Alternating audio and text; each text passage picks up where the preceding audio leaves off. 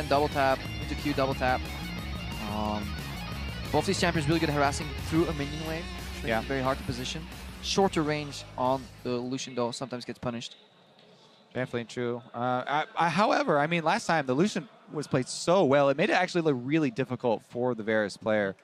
We'll see how well Maple does, though. You know, that's why a lot of these mid laners, the AD carry they're defaulting to is the Varus because he's so often played in the mid lane, and they just feel comfortable with those skill shots.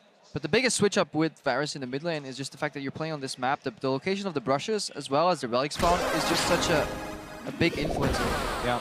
I mean, you obviously do want to shoot your skill shots from Fog of War. To try and take away some of the time that the enemy does have to react to them. It is all up to seeing if Maple can match Uzi's skill in terms of that relic contest. Because that's honestly where he's been fantastic throughout the entire of this tournament. Yeah. I mean, there is some randomness to the second spawn, but it always does start at 215, right? Plus, if someone doesn't take it right at 215, then it's really hard to judge. Minions have spawned. All right. Both defensive. Yeah. I can feel the pressure. Tension's definitely there. Quick look-see at Maple's runes. Even the Poro down there. Maple, ooh, nice adaptation. 15 armor in his kit. 14% attack speed. 8.5 physical damage. Oh, so he's taking even more armor than last time. Normally it's like around 8, I believe. Just doubling up. 9 is just yellows, just flat yellows. So he's going also 18-0-12 heavily into the resolve tree here. It's a style that Uzi used to go for mastery-wise, but Uzi generally goes more offensive in the runes. We're just going to confirm that here. Yeah, Uzi's only running 9 armor rather. That was a weird path there by Maple right through those range ones, but he does. Look how little damage he's taking from these minions. Like, he can actually fake Uzi into a trade. Like, if you're so used to trading patterns that you win, say 3 minions plus me in a bad spot is going to make it win. The problem is that when Maple runs this much armor, these minions are almost doing no damage to him. And Uzi is speccing more into mana regen. Again, his glyphs are so heavy on mana regen. He's running 6 or 7 of them. If we go back to that Uzi checklist for 1v1s we talked about, though, step number 1 has always been wave control. Yep. He's got it yet again. Hit that level 2, pushing into the turret. Even though it did cost him CS, he has it on Maple's side of the map. Maple looking for brush control again. Nice dash from Uzi. That's what you're looking for. And then the double tap maximum value for CS lost it, which he can leverage, just as you were saying, into minion push. Meanwhile, Maple, got to compliment him for his dodges on the Qs that Uzi's been doing, but there's that relic contest you're talking about for Uzi. Tanking a cannon creep here, so Uzi's very happy with that. Ignite from Maple comes out, resets. If Uzi can get away, it's good for the summer trade.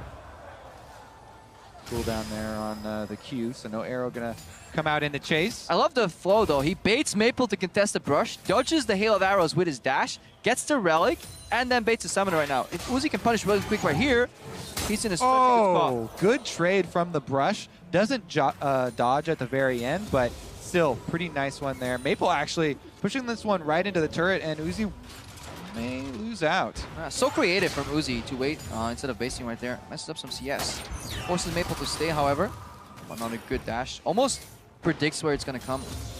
He knows exactly where the hail of arrows goes mid animation, so he doesn't even have to look at where it's landing. Still though, Maple, pushes it in, does get that pretty decent CS lead. He's running low on mana now, so mana is definitely going to be more of an issue for the Varus at this stage than the Lucian. Yep, and definitely so. That plays into the Warlord's effect as well. If Uzi is not continuously getting poked, he will just eventually sustain up to 100%, just like Maple will. But then we're looking at higher mana for Uzi, full HP on both, and a summoner's advantage. So that is what he is looking for right now. All right, the ranged minions also building up for Uzi this time around, so this exchange in the brush. Maple's going to have to retreat into his brush because he tanked a lot of cannon shots there. Yeah, and he ran completely out of mana. That's why Uzi has the confidence here to move up aggressively. See what the first purchase is. Maple want to freeze maybe and try to deny more minions. He already has a pretty sizable minion lead. Uzi's not going to let him do it. No, definitely negating that possibility. Uzi always kind of fake basing and brushes. Oh, I love that Q. That was great to see there from Uzi. Yeah, and if he gets away with this recall as well. Still pretty equal. Oh, he doesn't have enough mana. Nope. Can see him leave. You can see him, but can't touch. You can look, but Can't touch this.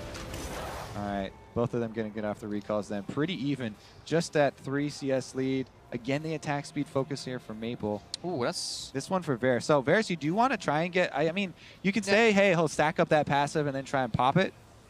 But it is going to be kind of difficult unless you're saving your hail of arrows to pop it. Remember, at level 6, unreliable. you have another third spell that you can weave into rotation. I think that's what you end up doing. You slow him with the hail of arrows. Yeah. Triple attack, tap, tap on the Q. An ultimate that is one of the most notorious skills in the game from people missing.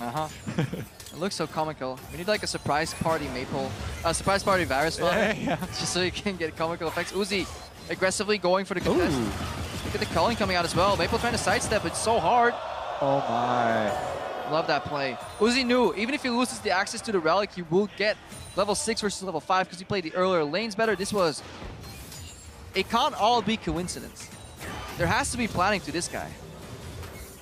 He's good, as well as smart. Good. How good's Uzi? Turns out Uzi's pretty good at League of Legends. Pretty good. I don't know if there are any Curb Your Enthusiasm fans.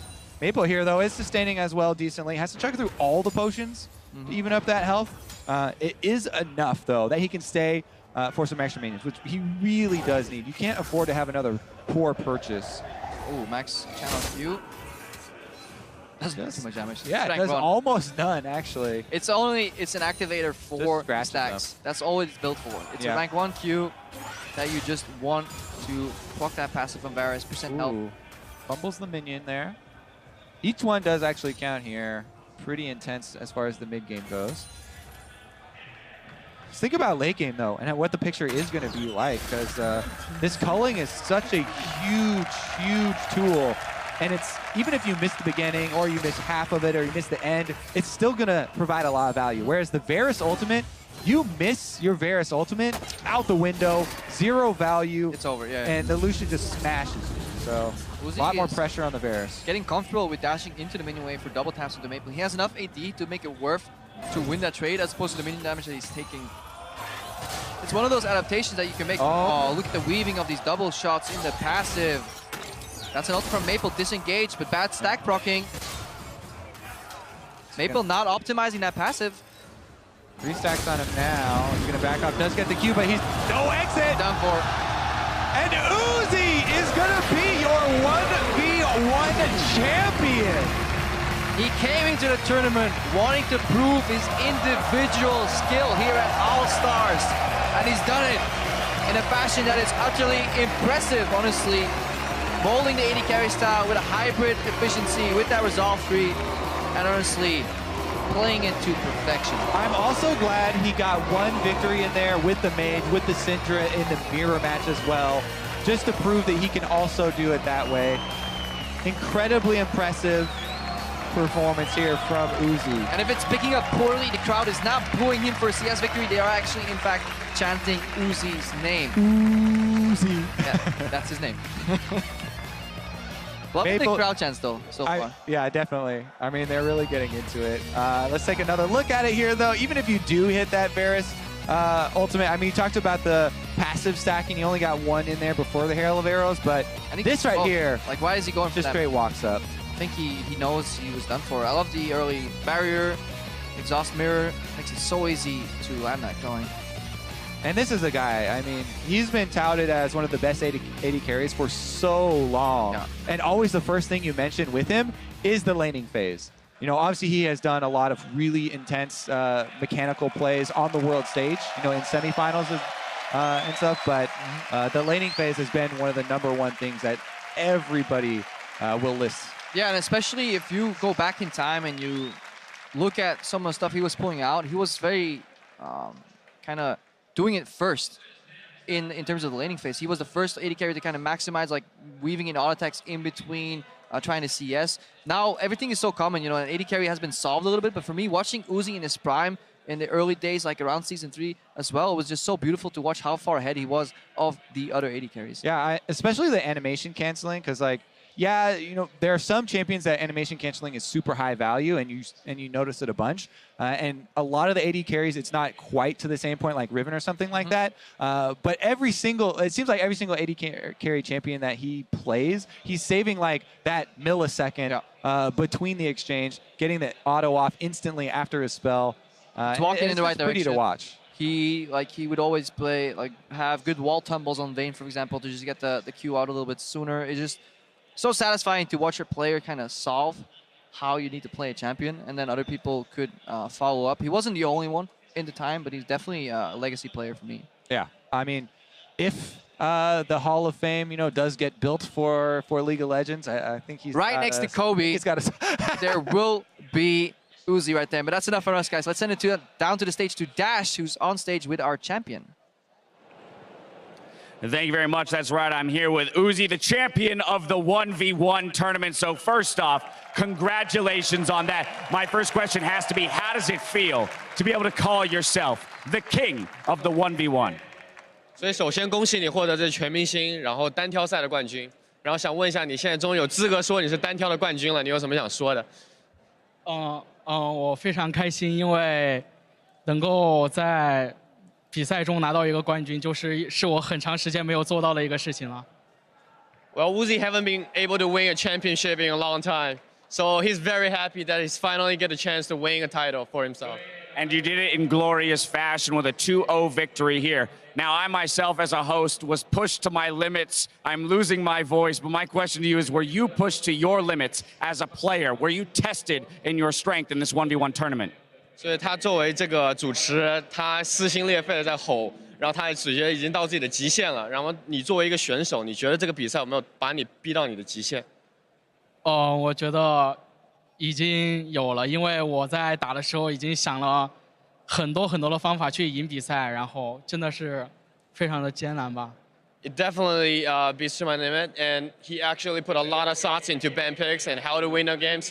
And it's very stressful for him, and he's very happy that he won. All right, well, you can walk away confident and happy in the victory. Of course, with this victory, Team Ice also has put a close to the tournament. Team Ice is officially the All-Star champions as a team. So on behalf of your team, is there anything you'd like to say to the audience or the people at home? 所以说，这个单挑赛结束以后呢，冰队作为一个整体已经获得了这个全明星赛的冠军。那么想问一下，你作为冰队的一员，你想代表冰队有什么想说的吗？非常的开心，然后很感谢来到现场和看直播的粉丝们，谢谢你们。Thank you everyone very much. Thank for everyone that's watching online, watching on the stream, and for the fans that come out to the stadium. It's very happy. And I would like to thank everyone. And while Team Ice may have claimed victory here with this 1v1, we still have 3 more games to play. Do you think that because the tournament is over and you've secured victory, that maybe there will be more fun picks, some more crazy things happening in the remaining games of the day? 所以说，既然你们已经赢得了冠军，那么接下来的3场比赛，你是不是可以真正的尽情的去玩一下了，而不用担心胜负了？我会的，然后我也会尽力去赢比赛。Yeah, definitely. He'll pick some fun champions, but meanwhile, he still wanted to win the games. All right, well, you heard it here. Some more fun picks coming. Ladies and gentlemen, one more time, your 1v1 champion, Uzi. 打个招呼，挥挥手。And with that, we're going to head back up to the desk to close out the day. Well, thank you. Not yet the day.